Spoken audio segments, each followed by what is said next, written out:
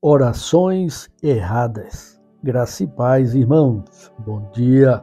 Está tudo bem com cada um de vocês? Espero que estejam todos na graça e paz do Senhor Jesus Cristo.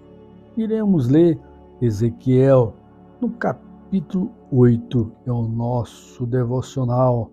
Antes de os ler, gostaria de convidar você a curtir, comentar e enviar este link para mais pessoas. Juntos vamos estudar a palavra de Deus, que diz: Olhei e vi uma figura como a de um homem, do que parecia ser a sua cintura para baixo, ele era como fogo, e dali para cima sua aparência era tão brilhante como metal reluzente. Ele estendeu o que parecia um braço e pegou-me pelo cabelo.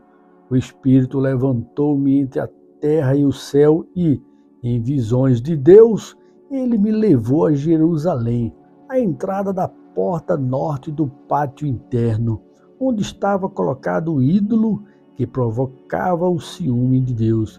E ali, diante de mim, estava a glória de Deus de Israel, como na visão que eu havia tido na planície. Neste capítulo veremos várias expressões da glória de Deus, mas tudo isso expresso para mostrar o poder do Senhor, as tristezas com Israel, assim como veremos as perversidades que Judá estava fazendo. Veremos também que as orações, principalmente dos líderes, não estavam sendo feitas ao Senhor. Deus orientou Moisés a construir o tabernáculo, assim como Salomão o templo do Senhor, para as orações serem feitas corretamente ao Senhor, a Deus. Nele existia o átrio, o lugar santo e o santo dos santos. Esse deveria ser o único local principal de adoração. E o inimigo, mais uma vez, convence e seduz o homem a não orar a Deus corretamente. A oração é algo tão simples, irmãos, que confunde a mente do ser humano. Tão fácil de fazer, contudo, poucos o fazem, e muitos que fazem, o faz errado. Neste capítulo, o povo já estava no 6º ano de exílio. É quando o Senhor envia Ezequiel para ver as orações erradas das autoridades de Judá. Nesta visão, o Espírito pega Ezequiel pelo cabelo e o leva a Jerusalém, mostrando que, mesmo depois de 6 anos de exílio, a maior parte dos sobreviventes parece que só piorava.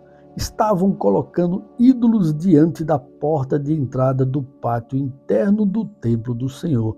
Eram imagens de Aserá, a deusa cananeia da fertilidade. Isso tudo provocava ciúmes de Deus, o que também é chamado de zelo de Deus. Nos versículos seguintes, o Espírito levou à entrada do pátio e disse que Ezequiel cavasse, abrisse um buraco no muro para ver o que eles faziam. É quando Ezequiel contempla muitas imagens desenhadas em todas as paredes, com criaturas rastejantes e animais considerados impuros. Entende o porquê nos capítulos anteriores Deus faz eles comerem coisas impuras? Pois se eles gostavam de viver com impurezas ao redor, então que comam também impurezas. Isso é a consequência de seus atos e orações erradas. No versículo 11, Ezequiel vê os 70 líderes de Judá com 70 incensários adorando esses deuses impuros com suas orações erradas. O versículo 12 diz que eles estavam orando a ídolos nas trevas, às escondidas, e cada um deles com sua imagem e santuário, e diziam que Deus não estava vendo, que o Senhor os abandonou. Vamos tentar entender que das duas uma, ou eles não tinham conhecimento bíblico, não confiavam em Deus, ou não sabiam que estavam errados e não queriam reconhecer e muito menos sair de seus pecados para se voltar a Deus, que acho que esse último é o real motivo. estavam gostando das orações erradas a deuses estranhos. Eles abandonaram a Deus e agora diziam que estavam buscando outros deuses na cara dura. Era como um pai que criou o filho e este dizer que o pai o abandonou, sem os ter abandonado, e o pai agora iria disciplinar o filho, e foi o que Deus fez com esses merecidamente. No versículo 13, o Espírito disse que teria algo mais horrível ainda, mais repugnante para Ezequiel contemplar. É quando no versículo 14 mostra mulheres chorando em orações erradas para seus ídolos chamado Tamuz. No versículo 16, entre o pórtico e o altar do Senhor, haviam 25 homens de costas ao templo do Senhor. Imagine isso. Ou seja, de costas para Deus, irmãos, e voltando seus rostos para o oriente e prostrados para o sol em adoração, com suas orações erradas. E o Senhor pergunta a Ezequiel se essas práticas são corriqueiras em Judá, pois esses 25 homens cheiravam incenso, orações erradas. Por isso Deus, em seu zelo, seu ciúme, teve ira de Judá e não mais olharia com piedade para eles. Mas o que significa chorar por Tamuz? Esse choro, irmãos, era um tipo de ritual pagão, orações erradas, em que nesses rituais elas diziam que um deus morria e surgiria como a Tamuz, Baal e Osíris. E isso tinha ajuda da deusa consorte, como a Insta, a Nat ou Ísis, respectivamente. Mas suas mortes e o ressurgir eram diferentes uma das outras e contraditórias também, tanto as mortes quanto o tal ressurgir. E a imagem da Tamuz que o Espírito mostra a Ezequiel, a deusa da fertilidade, essas orações erradas era antigo, desde a idade suméria por milênios, algo considerado muito popular entre eles e em especial para as mulheres. E como as mulheres choravam por seus esposos mortos, assim era o ritual.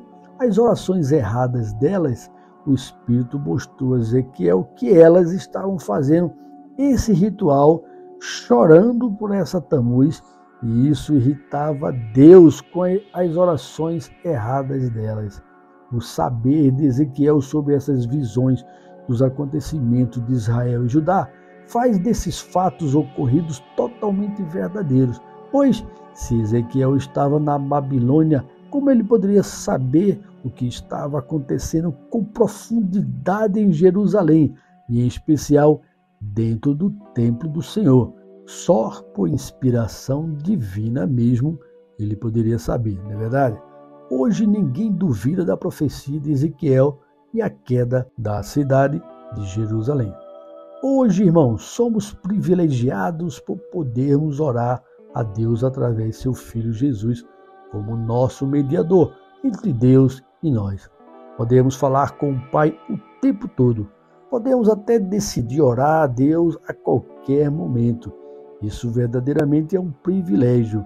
Mas, para Deus falar conosco, precisamos estar em sua presença, o servir, seguir corretamente conforme as Escrituras, andar com orações corretas. Jesus nos ensina em Mateus 6 isso grandemente, apesar que o Espírito Santo nos ajuda a orar corretamente, pois não sabemos orar verdadeiramente.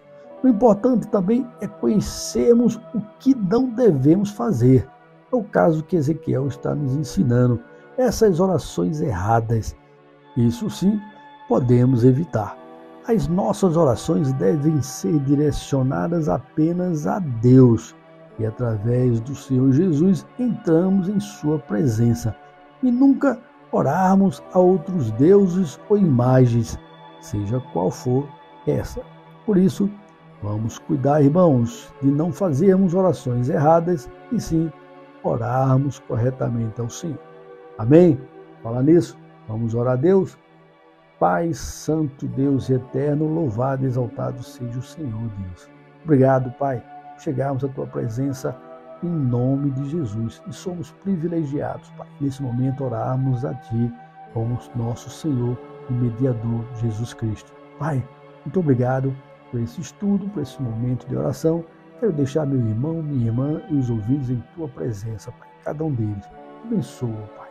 Essa é a minha oração, Deus, para que eles entendam como é importante discernirmos através das Escrituras, da Tua Palavra, Bíblia, para que as pessoas entendam que orar somente ao Pai, como Jesus ensinou.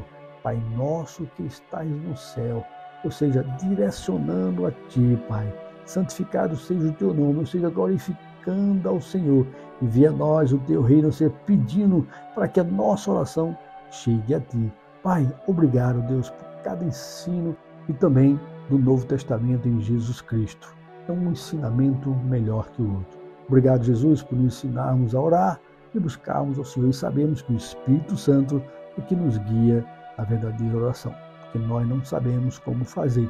Mas louvado seja o Senhor, porque o Senhor nos ensina.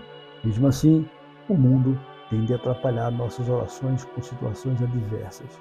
Mas glorificamos a Ti, Pai, que agora estamos orando e deixamos em Tuas mãos cada um dos irmãos, em nome de Jesus. Amém. Amém, irmãos? Que Deus abençoe. Tenham todos um excelente dia. Até amanhã, se Deus nos permitir.